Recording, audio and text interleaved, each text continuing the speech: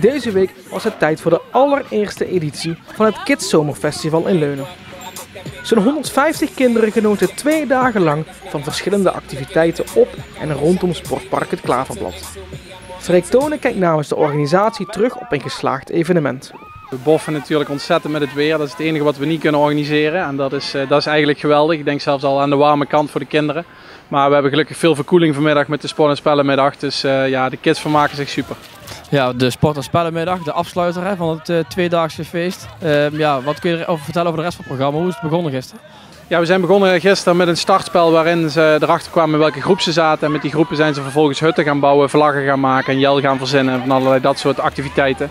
'S Middags hebben we de groep gesplitst. Is een groep een vossenjacht gaan doen in het dorp. En de helft is bij de vlakwater in het bos een bosspel gaan spelen en archery tag gaan doen. Nou, dat was echt fantastisch om te zien.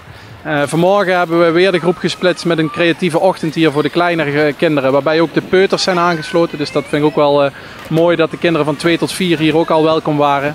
En heeft groep 4 tot en met 8 een escape room gedaan door het dorp heen.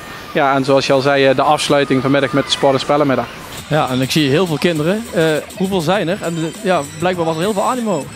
Ja, nou toen ik het idee kreeg, toen dacht ik van nou, als we eens 50 kinderen halen zou dat al heel mooi zijn. Uiteindelijk zijn het er 145 geworden met 100 vrijwilligers over 2 dagen. Dus we kunnen wel spreken dat het in trek is, dat het een succes is. En het gaat ook een volgende editie krijgen. Dus we hebben ze hopelijk enthousiast gemaakt, zodat ze er volgend jaar rekening mee gaan houden. Ja, dus volgend jaar de tweede editie van het Kids Zomerfestival. Kan dat zoiets nog groeien? Ja, dat kan groeien. Er zitten op dit moment 250 kinderen op de school in Leunen en er doen er 145 mee. Nou, ik denk dat we dan al meer dan 50% hebben. Dus het kan groeien. Het hoeft voor mij niet per se te groeien. Ik vind dit al echt een prachtig aantal.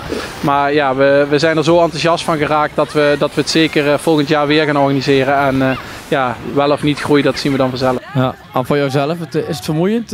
Of heb je zoiets van pakken nog een derde dag aan vast?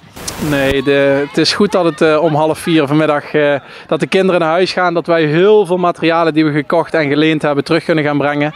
En dan hebben we een super editie gehad. En dan is het ook voor de organisatie tijd om de laatste vakantiedagen nog even aan andere dingen te besteden. En dan kunnen de kinderen volgende week weer met frisse energie naar school. Ja, ze zullen denk ik even zeker de kleintjes 2 dagen bij moeten komen. Maar daarna zijn ze uitgerust om weer naar school te gaan.